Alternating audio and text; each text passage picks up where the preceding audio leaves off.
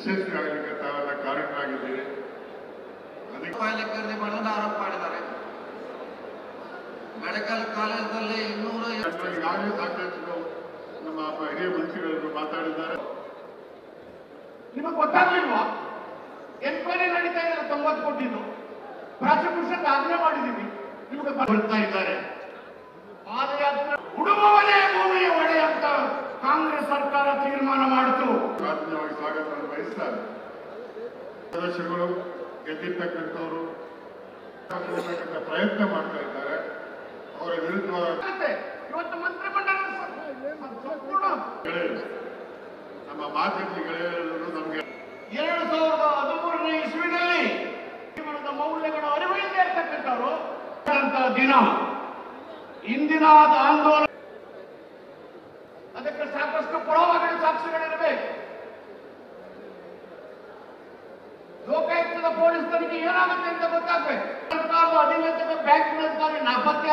ಜನಾಂದೋಲನವನ್ನ ನಡೆಸುವಂತ ಒಂದು ದೊಡ್ಡ ಐತಿಹಾಸಿಕ ಕ್ಷಣಕ್ಕೆ ಈ ಕಾರ್ಯನ ಊದಬೇಕು ಅಂತ ಕೂಡ ಜ್ಯೋತಿ ಕೆಲಸದ ಮೇಲೆ ವಿನಂತಿ ಮಾಡ್ತೀನಿ.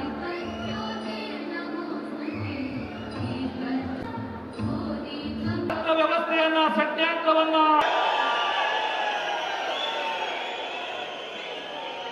ಕಾಂಗ್ರೆಸ್ ಪಕ್ಷಕ್ಕೆ ಈಗ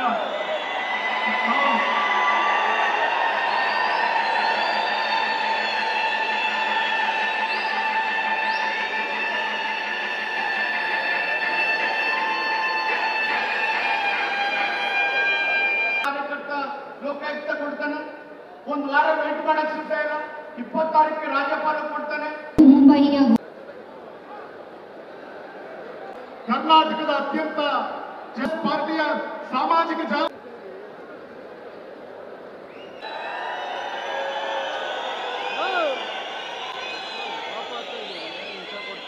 ಸರ್, ಇದು ಒಂದು ಅರ್ಥಪೂರ್ಣವಾದಂಥ ಕಾರ್ಯಕ್ರಮ.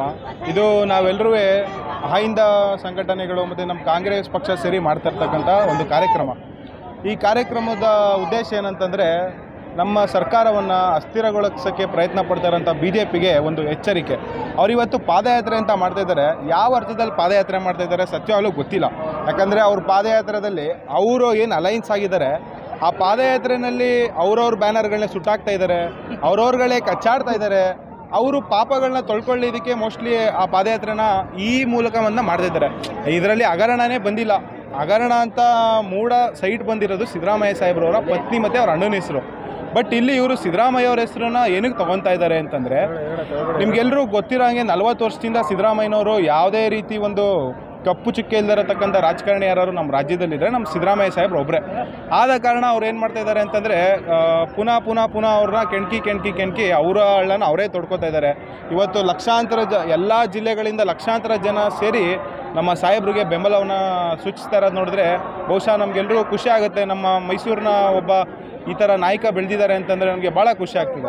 ಕುಮಾರಸ್ವಾಮಿ ಅವರು ಮಾಜಿ ಮುಖ್ಯಮಂತ್ರಿಗಳು, ಇವತ್ತು ಕೇಂದ್ರ ಸಚಿವರಿದ್ದಾರೆ, ರಾಜ್ಯ ಸರ್ಕಾರದಿಂದ ಆಯ್ಕೆ ಆಗಿರ್ತಂಥವ್ರು, ಅವರ ಇಂಥ ಆರೋಪ ಮಾಡೋದು ಎಷ್ಟು ಸೂಕ್ತ ಸರ್? ಇದರಲ್ಲೇ ನಾವು ತಿಳ್ಕೊಬೇಕು ಸರ್.